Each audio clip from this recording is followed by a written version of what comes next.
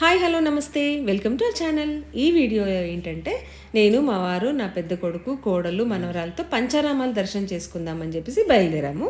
అయితే మేము బయలుదేరేది ఆంధ్ర కాబట్టి ఆంధ్రలో ఇంకా ఎన్ని ప్రసిద్ధ క్షేత్రాలు ఉన్నాయి, వాటితో పాటుగా ఇంకా చూసుకునేవి ఎన్ని ఉన్నాయని చెప్పేసి ఆలోచించుకుంటూ వెళ్తున్నాము.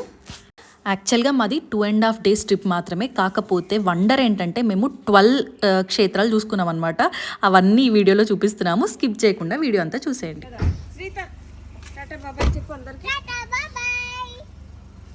సో స్టార్ట్ అయ్యాక మేము ఇప్పుడు ఆల్మోస్ట్ సూర్యాపేట రీచ్ అయ్యామన్నమాట. ఇక్కడ ఇంకా రెస్ట్ రూమ్స్ యూజ్ చేసుకొని కొన్ని స్నాక్స్ కూడా తీసుకుందామని చెప్పి ఆగాము. చాక్లెట్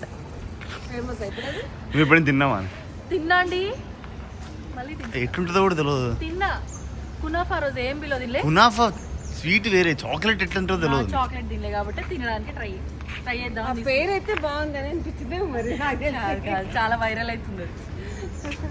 నేనైతే ఎప్పుడు తినలే. మాకు అవసరం లేచేలోపు మాకు సంబంధం లేదు. మేము నలుగురం కలిసి 2 చాక్లెట్లు ఫినిష్ చేస్తాం.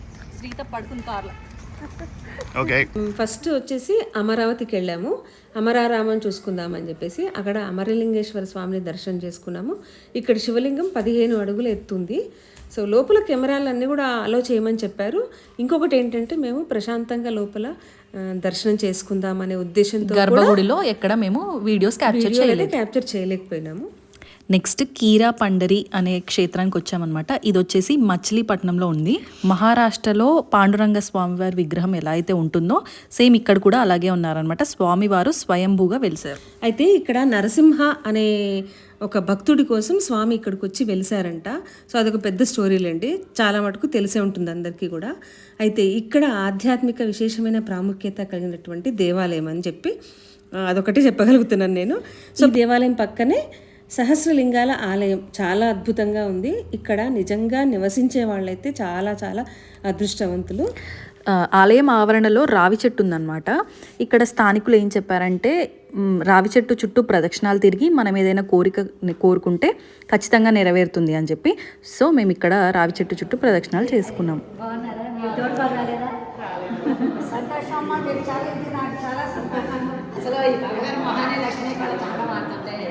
అభిమానులు కలిసి మీ వీడియోస్ చూస్తామండి, చాలా బాగున్నాయి అంటే ఖుషి అయిపోతున్నాం. మేము ఇక్కడ చాలా హ్యాపీగా సంతోషంగా ఉంది అని చెప్తున్నారు. అక్కడ విశిష్టత అంతా కూడా మాకు వివరంగా చెప్తున్నారు. ఇక్కడ పాండురంగాన్ని దర్శించుకునే వాళ్ళకి పండరి పాండురంగాన్ని దర్శిస్తున్నామనే ఫీలింగ్ అయితే మీకు ఖచ్చితంగా కలుగుతుంది అని చెప్పారు వాళ్ళు. సో మనసుకైతే చాలా హ్యాపీగా సంతోషంగా అనిపించింది.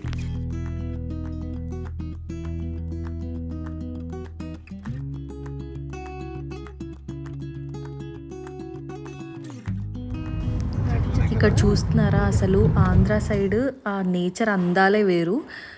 నిజంగా ఇక్కడ మిస్ అవుతాం మనం అయితే. ఇవి నేను ఆఫ్టర్ వెరీ లాంగ్ టైం వెళ్ళాను. నాకు తెలిసి అందరం కూడా చాలా లాంగ్ టైమే మేము ఇవి చూస్తున్నాము. ఈ కొబ్బరి చెట్లు, ఈ పచ్చని వాతావరణము చాలా అంటే చాలా బాగా అనిపించింది. సో బయలుదేరి మేము హ్యాపీగా జర్నీ అంతా ఎంజాయ్ చేస్తూ పాలకొల్లు రీచ్ అయిపోయామన్నమాట. రాత్రి 8 అయిందనమాట పాలకొల్లు వచ్చేసరికి. ఇంకా 8:30, 9 వరకు ఉంటుంది దేవాలయం అని చెప్పేసి హరిబరిగా అయితే వచ్చేసినాము. కానీ చాలా అంటే చాలా ప్రశాంతంగా చేసుకున్నాము దర్శనము. శ్రీరాముడు ఇక్కడ లింగాన్ని ప్రతిష్ఠించాడంట. సో రంగు అయితే తెల్లగా ఉంది. వ్యూ అయితే చాలా మంచిగా అనిపించింది. ఎప్పటి నుంచో మేము పంచారామాలు దర్శనం చేసుకోవాలి అని చెప్పేసి అనుకుంటున్నాము. కాలం అట్లనే గడిచిపోతూ ఉండింది, కానీ చూడటానికి టైం రాలేదు. ఇప్పటికీ ఆ ఈశ్వరుడు కనికరించాడనమాట. ఆయన కటాక్షం లేనిది ఎవరం ఏమీ చేయలేం కదా. అది అసలు దర్శనం అయిన తర్వాత ఇంకా గుడి ఆవరణ అదంతా కూడా చూసుకుంటూ అవన్నీ చూస్తూ మేము మంచిగా ఎంజాయ్ చేసాము. అంటే చాలా ప్రశాంతంగా అనిపించింది. అత్తయ్య చెప్పినట్టు భరిగా వచ్చాము, కానీ దర్శనం అయితే చాలా ప్లెజెంట్గా అయిపోయింది. చాలా అంటే చాలా హ్యాపీ. కాసేపు ఆ ఈశ్వరుని తలుచుకుంటూ మేము ధ్యానం చేసుకుంటూ కూర్చున్నాము. పాలకొల్లులో దర్శనం అయిపోయిన తర్వాత మేము భీమవరం వెళ్ళామన్నమాట. సో నైట్ స్టే వచ్చేసి భీమవరం. అక్కడ హోటల్ పేరు నాకు గుర్తులేదు, కానీ మేము ఉన్న హోటల్ అయితే చాలా బాగుండే, చాలా నీట్గా మంచిగా అనిపించింది. చాలా కొంచెం టైమే దొరికింది మాకు నిద్రపోవడానికి. నైట్ ఏ టైం అయింది అయితే మనం వెళ్ళేసరికి మధ్యరాత్రి 1 గంట అయింది. ఒక 4 గంటలు పడుకొని మళ్ళీ పొద్దున్న లేచి రెడీ అయిపోయి బయలుదేరాం. డే 1లో ఎక్కడెక్కడికి వెళ్ళరు చెప్పండి. అదే కదా ముందుగానే అమరావతి, అమరలింగేశ్వర స్వామి, తర్వాత పాలకొల్లు క్షీరారాము, తర్వాత ఇంకొకటి అదేంటి కీరా పండరి, కీరా పండరి, పండరాపురం. పండరాపురం. నాకు అదే ఉంది మైండ్లో. మామయ్య అడగంగానే టెస్ట్ కానీ అది అన్నది చూడు. మచిలీపట్నం దగ్గర ఉంది, అది చిలకలపూడి. పంచారామాల్లో 2 రామాలు అయితే అయిపోయినాయి. మధ్య మధ్యలో ఇంకా కొన్ని క్షేత్రాలు ఉన్నాయి. పాలకులు చెప్పలేదు మీరు? పాలకొల్లు, క్షీరారాము. అక్కడ నుంచి ఇప్పుడు అక్కడ నుంచి ఎక్కడ వచ్చింది ఇప్పుడు రాత్రికి? భీమవరం. ఓకే. ఇప్పుడు జ్యోతిర్లింగ ఇది పంచరామాల్లో ఒకటి. భీమవరం వచ్చి పడుకుని ఇప్పుడు వెళ్ళి దర్శనం చేసుకుంటాం.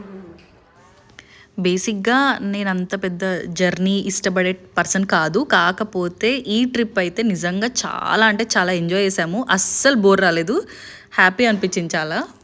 సో వచ్చేసామన్నమాట సోమేశ్వర స్వామివారి దేవస్థానానికి. పంచారామాల్లో ఇది సోమారామం అన్నమాట. దర్శనం చేసుకున్నాము. ఇక్కడ చంద్రుడి చేత స్థాపించబడ్డ లింగం అన్నమాట ఇది. అందుకే ఇక్కడ చూసారా రాశారు చంద్ర ప్రతిష్ఠ అని చెప్పేసి. ఇక్కడే రాజరాజేశ్వరి అమ్మవారు, పై అంతస్తులనేమో అన్నపూర్ణాదేవి కొలువై ఉంటారు ఇక్కడ.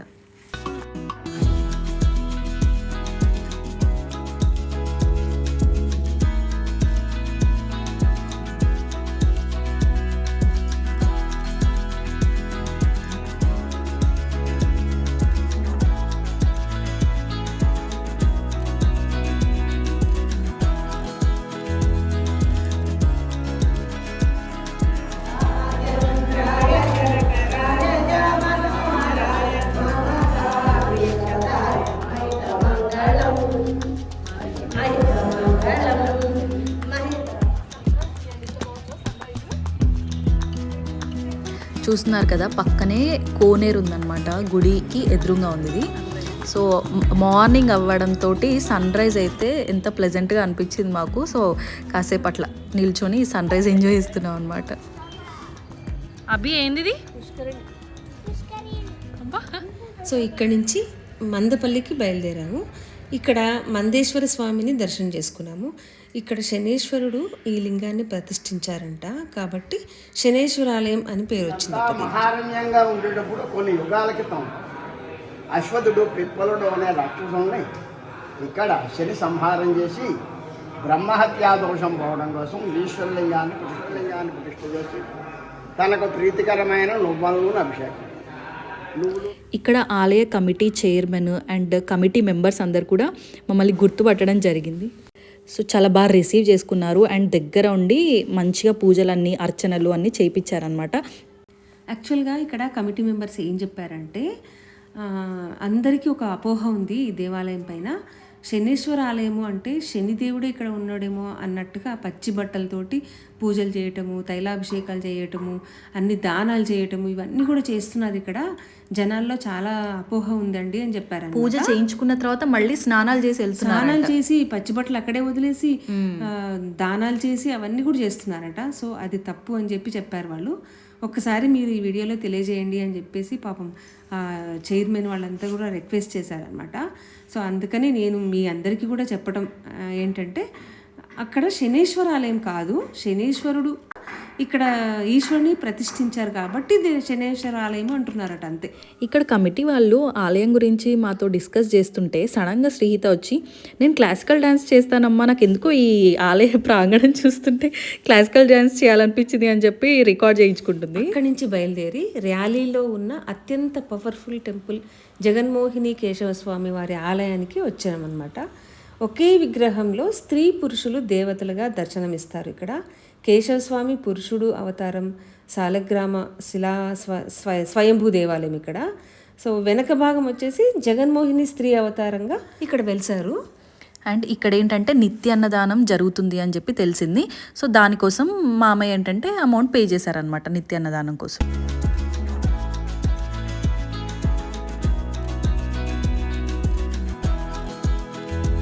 ఇక్కడ వేద పండితులు మా ఫ్యామిలీని కూర్చోబెట్టి వేద ఆశీర్వచనం అంటారు కదా, అది చేశారనమాట. సో అక్షింతలు పెట్టారు వాళ్ళు.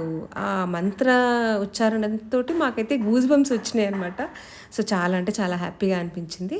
వాళ్ళ అంతటి మహానుభావుల చేత మనం ఆశీర్వచనం తీసుకోవడం అనేది ఒక పెద్ద అదృష్టంగా భావించాం.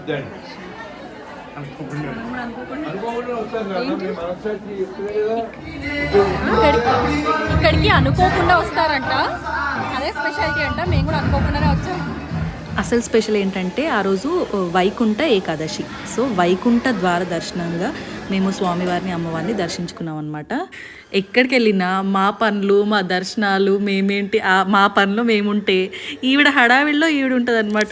ఆ దేవస్థానానికి ఎదురుగానే ఇక్కడ ఉమా కమండలేశ్వర స్వామివారి దేవస్థానం ఉంది. సో అక్కడ స్వామివారిని దర్శించుకోవడానికి వచ్చాము.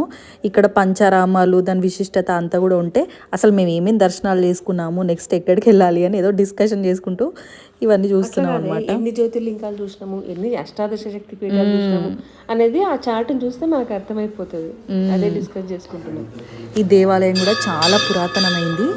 చాలా అంటే చాలా లాంగ్ బ్యాక్ దేవాలయము. మళ్ళీ ఇంకా మా పాప స్టార్ట్ చేసింది ఇక్కడ దీని ఏమంటారు హరికథ చెప్తుంది. అక్కడ మంచిగా నామాలు పెట్టుకొని హరికథ చెప్పింది. నెక్స్ట్ ద్రాక్షారామంకి వచ్చినాం. ఇక్కడ మాణిక్యాంబ సమేత శ్రీ భీమేశ్వర స్వామి వారి ఆలయం అన్నమాట. ఇది కూడా 2 అంతస్తులు ఉంది. 14 అడుగుల పొడవు. సూర్యుడు ఇక్కడ లింగాన్ని ప్రతిష్ఠించేశాడనమాట. ఇక్కడ అష్టాదశ శక్తిపీఠాల్లో మాణిక్యాంబ అమ్మవారు 12వ శక్తిపీఠంగా వెలిశారు. ఈ టెంపుల్కి నేను రావడం ఫస్ట్ టైము అండ్ నేను చాలా షాక్ అనిపించింది. ఎందుకంటే 2 ఫ్లోర్స్ అన్నారు కదా అత్తయ్య.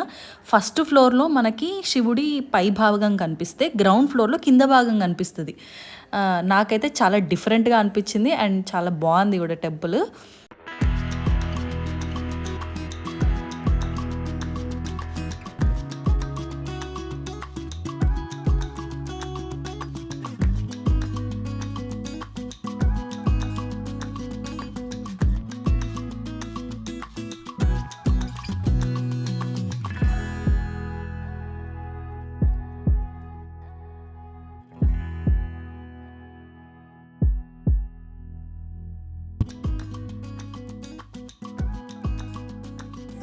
కుమరారామం సామర్లకోట, అది సామర్లకోటలో కుమారారామంని చూద్దామని వచ్చినాము.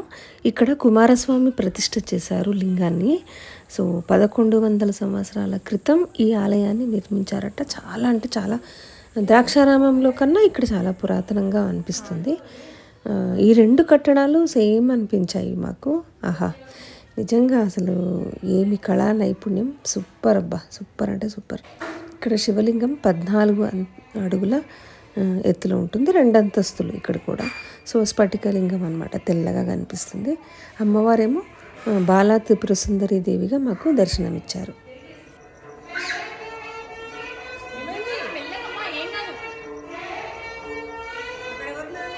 ఇంత చక్కటి నాదస్వరం ఎక్కడి నుంచి వినిపిస్తుందా అని చెప్పేసి మేము చుట్టూ వెతుకుతూ ఉన్నాము.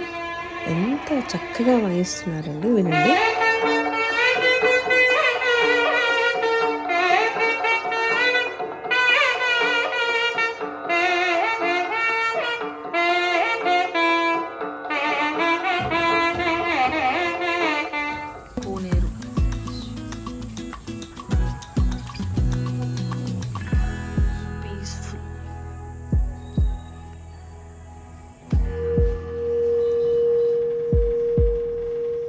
సో దర్శనాలు అయిన తర్వాత అక్కడి నుంచి బయలుదేరి ఆంధ్రాలో మంచిగా ప్రకృతిని ఆస్వాదించుకుంటూ పిఠాపురానికి బయలుదేరాం. పిఠాపురం పీఠాయాం పురుహూతిక. ఇక్కడ మా అర్చనకు కొంచెం సంతోషం ఎక్కువ ఉందన్నమాట. ఎందుకంటే తన ఫేవరెట్ పవన్ కళ్యాణ్ నియోజకవర్గం కదా ఇది, అందుకని హ్యాపీగా ఉంది. ఎంటర్ అవ్వగానే ఫస్ట్ ఒకటే అన్నమాట, పిఠాపురం ఎమ్మెల్యే గారి తాలూకా అని. ఇక్కడ 10వ శక్తిపీఠమైన పురుహూతిక అమ్మవారిని దర్శనం చేసుకున్నాము. ఇంకా అక్కడి నుంచి బయలుదేరి హడావిడిగా అన్నవరం సత్యనారాయణ స్వామిని దర్శించుకోవడానికి వచ్చాము. అసలు దర్శనం అవుతుందా లేదా అన్న టెన్షన్తో వచ్చాము. బట్ లాస్ట్ ఇంకా మేమే దర్శనం చేసుకున్నాం అనుకుంటా. చాలా బాగా జరిగింది దర్శనం అయితే. అండ్ ఫస్ట్ టైం నేను రావడము, అందరు వచ్చారంట లాంగ్ బ్యాక్, బట్ నాకైతే బ్యూటిఫుల్ ఎక్స్పీరియన్స్. చాలా ఈ యాత్రలో నువ్వు చేసుకోవడం అన్నీ ఫస్ట్ టైమే. అందుకేనేమో చాలా తృప్తిగా అనిపించింది. చూడండి టెంపుల్స్ అన్నీ మోస్ట్ పవర్ఫుల్ టెంపుల్స్, కంపల్సరీగా చూడాల్సినవన్నీ కూడా దర్శనం చేసుకున్నాము. అది కూడా అనుకోకుండా అన్ఎక్స్పెక్టెడ్గా సడన్గా వెళ్ళిన ట్రిప్ కాబట్టి చాలా బాగా జరిగింది. అన్నవరంలో స్వామివారి సేవ కోసం వచ్చిన భక్తులు ఉన్నారు. వాళ్ళు ఏంటంటే మన సబ్స్క్రైబర్స్ అన్నమాట.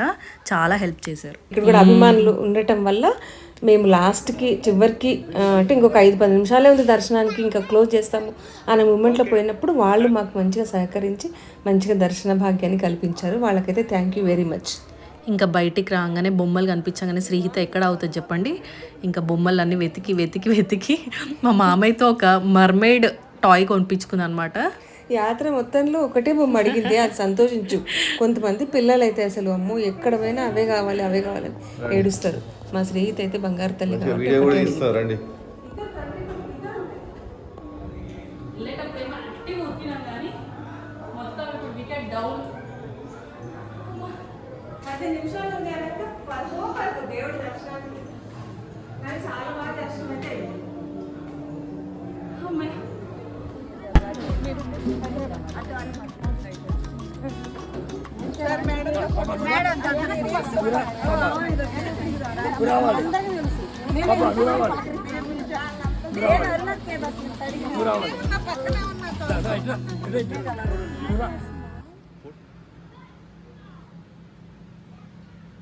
రాత్రి ద్వారకా తిరుమల వచ్చేసరికి మనకి ఎంతసేపు అయింది? 1 గంట అయిందా? 1 గంట. 1 గంటకు వచ్చినాం. 1 గంటకు వచ్చి ఈ రూమ్ దొరికింది మాకు. ఈ రూమ్లో పడుకున్నాం 4 అవర్స్. మళ్ళీ ఎర్లీ మార్నింగ్ లేచి దర్శనానికి వెళ్ళాలి. ఏం బాగుంది అప్పుకోవాలి. సాగర జగదీశ త్రిలోక ఉజాగర నాగదూత అతులిత బలధామ అంజలి పుత్ర పవన సుత నామ మహావీర విక్రమ బజరంగి కుమతి నివార సుమతి సంగి కంచన వరణ విరాజ సురేష కానవ కుండల కుంచిత కేశ హాద వజ్ర ఓగజయ కాందే మూజ జనే షాజై. Very good. జై హనుమాన్, జై వీరాంజనేయ. ఇక్కడ ఏం కొనుక్కున్నావు చూపి. నీలా నా శ్రీత సేమ్, ఇద్దరు కాస్ట్యూమ్ ఒకటే కలర్ కలర్.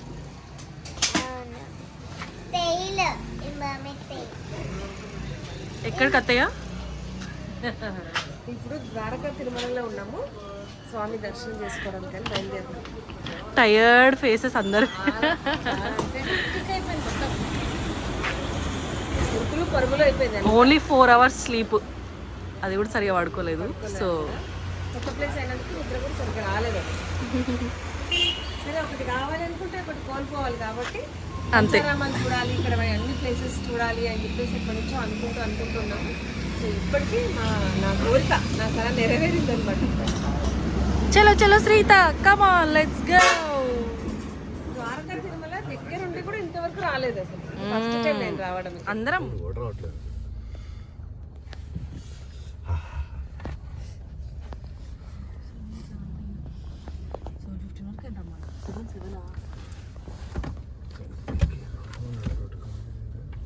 ఈ చిన్ని బొమ్మ 150 రూపీస్.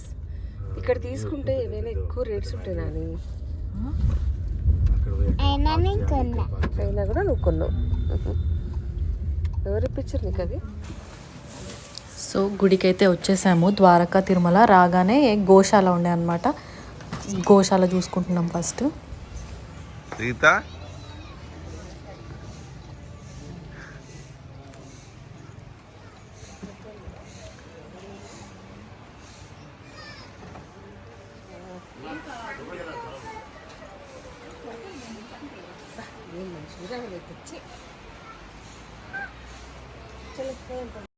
అసలు టెంపుల్ అయితే చాలా విశాలంగా, చాలా పెద్దగా ఉంది.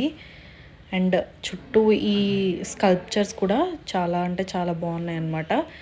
సో లోపలికి వెళ్ళడానికి కొంచెం టైం ఉండే, ఇంకా బయట అంతా చూసుకుంటున్నాం ఫస్ట్. ఈలోపు కొంచెం ఎవరో సబ్స్క్రైబర్స్ తెలిసిన వాళ్ళు ఉంటే ఫొటోస్ దిగుతున్నారు.